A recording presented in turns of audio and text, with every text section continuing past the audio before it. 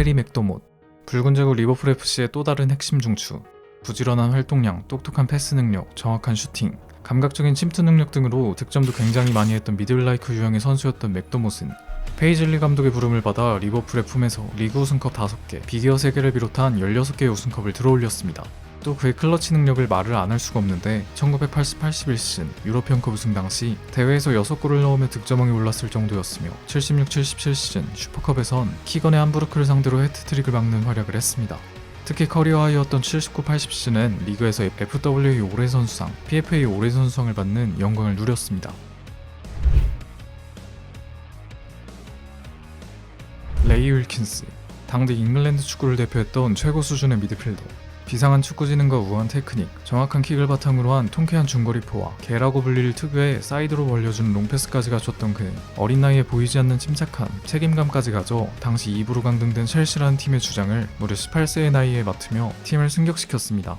이는 아직도 구단 역사상 최연소 주장 역임 기록이며 윌킨스는 1976년, 77년 첼시 올해 선수상을 수상했고 또다시 강등제자 맨유로 이적해서도 82-83 시즌 FA컵 우승을 캐리하였고 후에 밀란과 레인저스에서도 에이스로서 맹활약하게 됩니다. 윌킨스는 한 번의 유로와 두 번의 월드컵에서도 주전으로 출장했습니다. 앨런 멀레리, 1960년대 70년대 초반 토트넘과 잉글랜드 1부 리그를 대표했던 중앙 미드필더. 우수한 공간 이해와 수비 커버 플레이, 정교하고 안정적인 킥 능력을 자랑했고 이를 바탕으로 수비형 미드필더, 공격형 미드필더, 포워드진까지 소화해내던 만능 유틸리티 자원이던 멀레리였습니다. 풀럼에서 토트넘으로 이적한 그는 1966-67 시즌 FA컵 우승, 70-72 시즌 풋볼리그컵 우승, 71-72 시즌 UEFA컵 우승을 모두 주전으로 이끌며 최전성기가 지난 팀의 약진에 큰 기여를 했습니다. 특히 71-72 시즌 UEFA컵 결승 울브스전에선 득점을 뽑아내기도 했습니다. 3사자 군단 아래선 스타일스에 이어서 수비형 미드필더로 뛰면서 1968년 유로 3위, 70년 월드컵 8강행을 이끈 멀레리였습니다. 룸플라워스, 빌리 라이트와 같이 1950년대 60년대 세계 최고의 강팀 중 하나였던 울브스의 전성기를 이끈 중추신경. 장기는 철통의 수비 능력에 있었던 삼선 미드필더였지만 볼도 잘 다뤄 공미로 뛰면서도 위협적인 플레이메이킹, 슈팅을 보여줬던 선수였습니다. 플라워스는 15년을 늑대 군단의 품에서 활약하면서 전성기를 구가 3차례 풋볼리그 우승과 2차례 풋볼리그 준우승, 1959-60 시즌 FA컵 트로피를 들어올리는 유수의 영광을 이뤄냈습니다. 잉글랜드 대표팀에서 PK 전담을 하기도 했었던 그는 100%의 성공률을 자랑하기도 했는데 1962년 월드컵에선 주전으로 8강행에 그쳤으나 다음 대회에선 후보로서 우승을 경험하기도 합니다.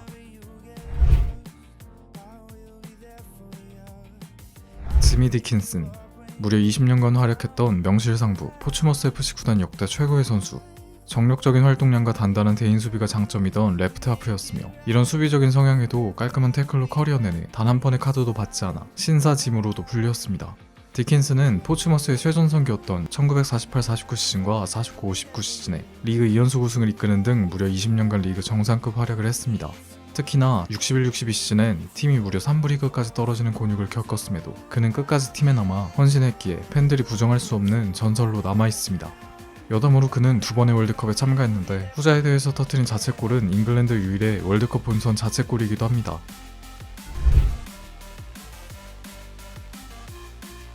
폴 인스, 1990년대 초중반 잉글랜드 프리미어리그 최고의 삼선 미드필더.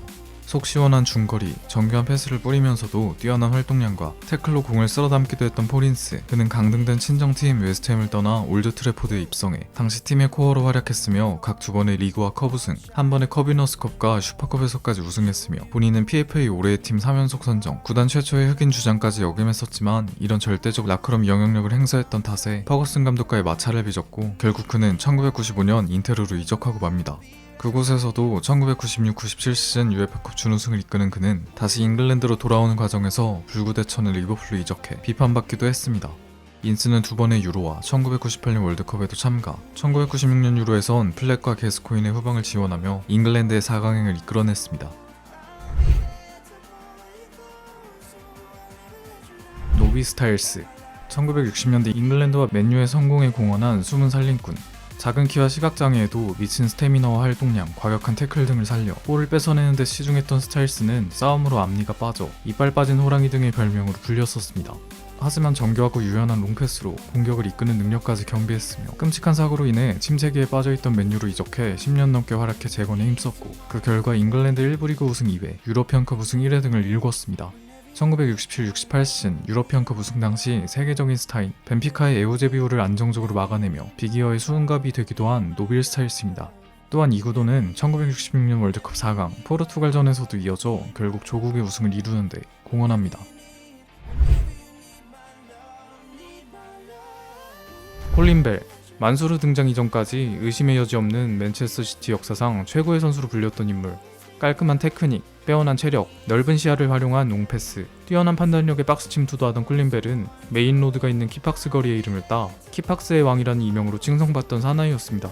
그의 맹활약과 함께 맨시티는 1965-66 시즌에 2부 리그에서 승격, 2시즌 만인 67-68 시즌은 라이벌인 맨유를 따돌리고 영광의 1부 리그 우승을 확정지었습니다.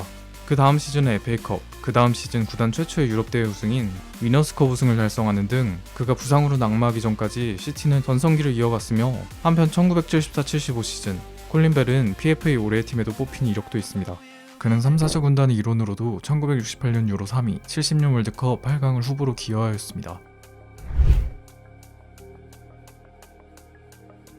어니스트 니드엄, 초창기 축구종가 잉글랜드 축구를 빛냈던 전설적인 레프트 하프, 윙어 출신답게 탁월한 드리블 테크닉을 보유했던 그는 왕성한 활동량, 안정적인 키핑, 막강한 수비력까지 겸해 미드라인의 왕자라는 별명으로 불렸었습니다. 또 리더십까지 뛰어나 셰필드 유나이티드에서 19년간 뛰면서 무려 554경기를 출장하며 원클럽맨으로 활약하는 한편 주장직까지도 역임하며 초창기 전성기를 이끌었고 1897-98 시즌에 리그 우승, 2차례 FA컵 우승을 이끄는 성적을 가져왔습니다.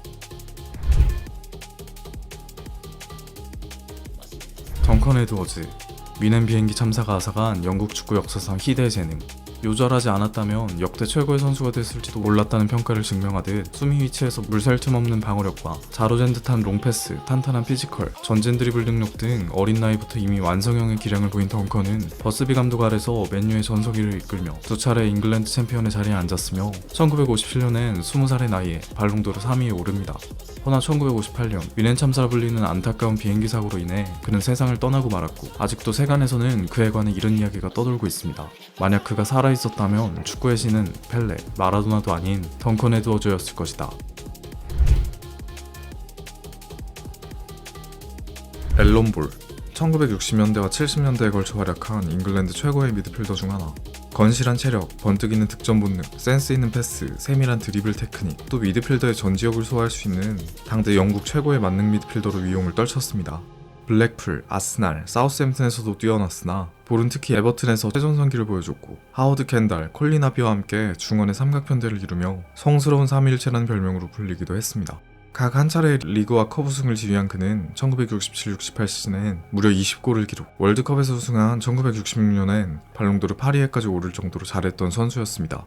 그는 막내로 월드컵에 승선해 윙어 없는 전술인 램지 감독의 4-1-3-2 전술을 가능케 하며 우측 미드필더로 우승을 도왔으며 다음 1970년 월드컵에서도 핵심으로 8강까지 올랐습니다. 폴 스콜스, 1990년대, 2000년대, 2010년대 초반까지 이어진 맨유 전성기를 이끈 위대한 사령관.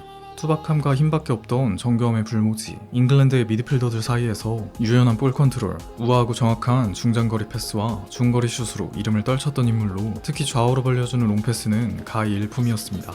세컨 스트라이커에 가까운 역할부터 시작해 갈수록 내려가 딥라인 플레이메이커까지 오갔던 스콜스는 약 20년간 맨유에만 헌신해 총 11번의 리그와 3번의 컵, 2번의 챔피언스 리그 우승을 달성했습니다. PFA 올해의 팀에도 2번의 이름을 올린 그는 2011년 현역 은퇴를 선언했지만 퍼거슨의 권유로 12년 다시 복귀해 2012-13 시즌 구단의 20번째 리그 우승을 돕기도 했습니다. 허나 국대에서는 램제와 마찬가지로 아쉬웠으며 2004년 유로가 끝난 시점에 일찍이 은퇴를 선언한 그입니다. 브라이언 롭슨, 스램제와 어깨를 나란히 하는 잉글랜드 축구 역사상 최고의 박투박 미드필더 중 하나이자 1980년대 암흑기에 빠져있던 맨유를 황금기로 이끈 넘버7 캡틴. 경기장을 휩쓸고 다니던 박투박 스타일의 미드필더였고 드리블, 슛, 패스, 체력, 수비 등 전체적으로 우수한 능력치로 팀의 에너지를 불어넣는 활력소 같은 존재였습니다. 리버풀의 러브콜에도 이를 거절하고 데빌스 유니폼을 입은 그는 퍼거슨 감독과 함께 부진하던 클럽의 부흥기를 가져왔습니다.